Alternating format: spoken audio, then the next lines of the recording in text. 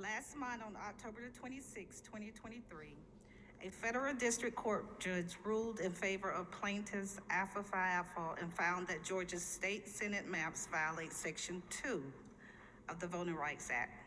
Specifically, the judge wrote, the court determined that in certain areas of Georgia, the political process is not equally open to Black voters.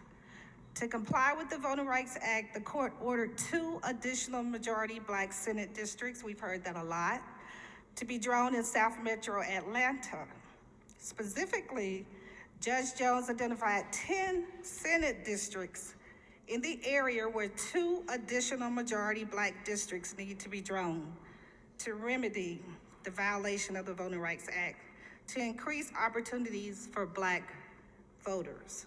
Simply put, the court's order contained 2 directives. First, that 2 new majority Black districts be created. And second, that the new majority Black districts be created in the vote dilution area that court identified as not providing Black voters with an equal opportunity to elect the candidates of their choice. Unfortunately, the Republican map fails to comply with the court's specific order. It ignores concerns raised by the public as well as the plaintiffs, who testified against this Republican proposal that has been accurately characterized as a shell game and a hoax. Instead of creating 2 additional majority Black districts in the vote dilution area, as ordered by the court, the Republican plan moves Black voters around like pawns in a game. Republicans' manipulation of the Senate maps fails to provide Black voters identified in the vote dilution area with new opportunities to elect their candidate of choice in violation of the voting rights. Moreover, the Republican map keeps illegal districts intact that the court specifically struck down as illegal. The blatant disregard for the Voting Rights Act is an insult to the legacy of civil rights and an affront to the principles of democracy. The open defiance of a federal judge's order to comply with the Voting Rights Act is reminiscence of our dark past and the response of Southern legislators of the former Confederacy to Brown versus Board of Education. Here in Georgia, Southern Dixiecrats, who are today's Republicans, took every action to fight the integration of Georgia schools, including passage of a constitutional amendment to force the governor to cut off state funding to any school that desegregated. What a sad day in Georgia, whereby Republicans are taking our state backwards.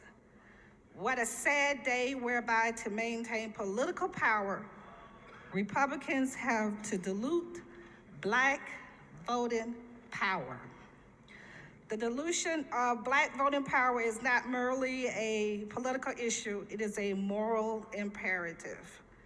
Black voters have fought long and hard for the right to vote, and it is our duty to ensure that their voices are heard. When we silence their voices, we undermine the very foundation of our democracy. A yes on this map means you are voting to discriminate and dilute the political power of Black voters in Georgia. I urge all members to vote no and to stand on the right side of history. Thank you, Mr. Speaker. I yield the well. The lady has yielded the well. Representative Draper is recognized to speak to the bill. Thank you, Mr. Speaker.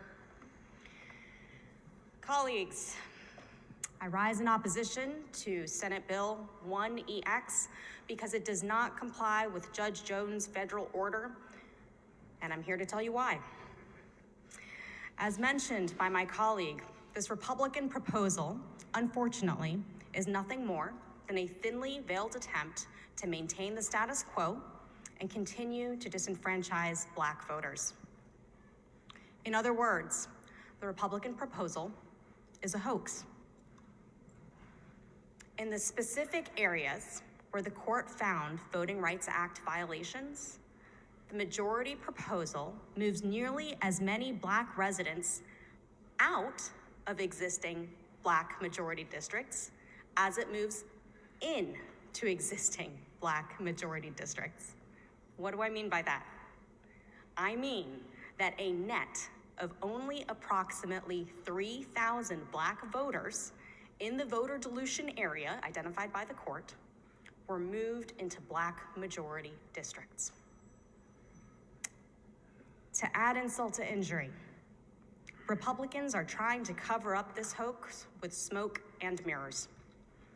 They attempt to obscure what has been done in this map by reassigning the district numbers of multiple existing incumbents. But they cannot hide the truth. The truth is that this Republican map dilutes Black voting power, just like the 2021 Republican map did. The Republican map does little, if anything, to improve Black voters' ability to elect candidates of their choice. So let's look at Senate District 17, it's gray and in the middle of the map, in Henry and Clayton counties. The proposed Republican map creates the quote-unquote new Black majority district by simply moving Black voters from Senate Districts 10 and 44, who were already in Black majority districts. In other words, almost every Black voter in this new Senate District 17 was already in a Black majority district under the 2021 map. The Republican map also takes Black voters from Senate District 42, a non-Black majority district located outside of the court's vote dilution area of focus, into already majority Black districts. Moreover, rather than remedy Senate District 17 as enacted in 2021, which Judge Jones specifically found to be unlawful, Republicans simply renamed the district Senate District 42 and kept its configuration the same with minimal changes. Lastly, the Republican map moves Black majority precincts in Newton County and Covington out of a Black majority district. Simply put, Republicans are shuffling around Black voters like a deck of cards rather than trying to comply with the Voting Rights Act. Is it too much to ask in this day and age to treat Black voters with the dignity and respect that they deserve? As noted in a memo dated November 28th, 2023 from the ACLU representing the plaintiffs, a prime illustration of how the Republican map fails to rectify vote dilution as ordered by the court is seen through Alpha Phi Alpha plaintiff Eric Woods, who lives in Tyrone, Georgia. Under the Republican map, Mr. Woods would continue to reside in a non-Black majority district, Senate District 16. Indeed, the Republican map leaves Senate District 16 entirely unchanged, despite the fact that Mr. Woods proved his case and prevailed in court. The Republican map provides Mr. Woods and others similarly situated with no relief at all. As with the House Republican map, this map is unlawful. It does not follow Judge Jones's order, and Judge Jones can and should reject this map. Now, y'all can read the maps just as we can read the maps, and y'all have lawyers just as we have lawyers, right?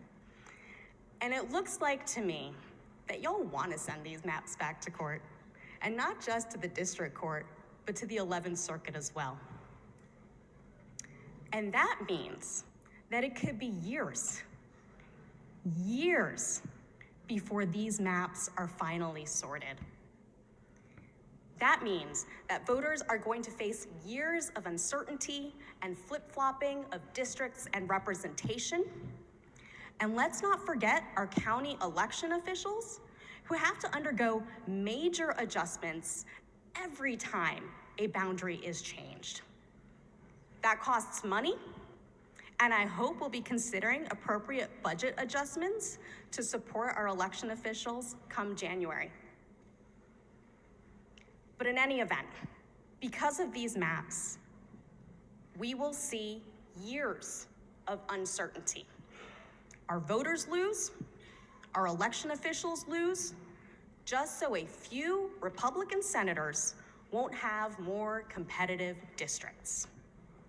It is amazing the lengths this body will go just to deny Black voters an equal opportunity.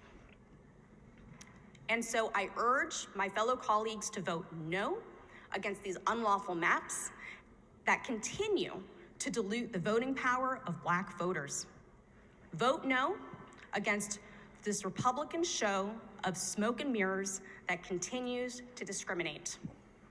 All I am asking for is fair maps that give every Georgian the ability to freely elect their candidate of choice. Thank you, Mr. Speaker. I yield the well.